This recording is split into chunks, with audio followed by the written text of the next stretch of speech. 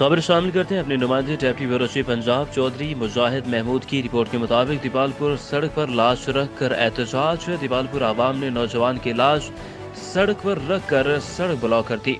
दीपालपुर साजिद नामी नौजवान एक मुकदमा में साहिवाल जेल में कैद था। साजिद अपनी बीवी को कत्ल करने के इल्जाम में साहिवाल जेल में कैद था।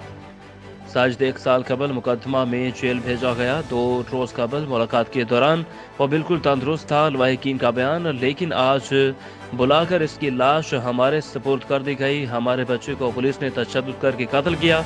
डीपीओ काड़ा हमें इंसाफ दे वरना खुद को आग लगा लेंगे।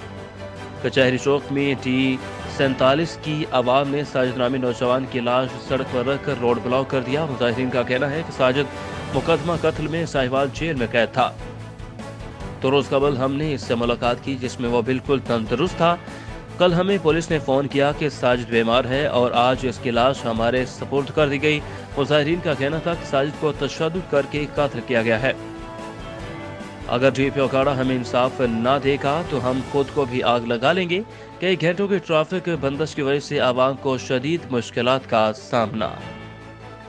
खबर शामिल करते हैं अपने नुमाइंदे डॉक्टर मोहम्मद रफ़ीक हुजरा शाह मुकीम के मुताबिक थाना हुजरा शाह मुकीम पुलिस की बड़ी कार्रवाई। हुजरा शाह मुकीम पुलिस ने डकैती की नीयत से घात लगाए 6 खतरनाक डाकुओं को गिरफ्तार किया। मुल्ज़मान में मजहर उर्फ विक्की, सुफियान, साबिर अली, मोहम्मद आसिफ, नसीर अहमद शामिल।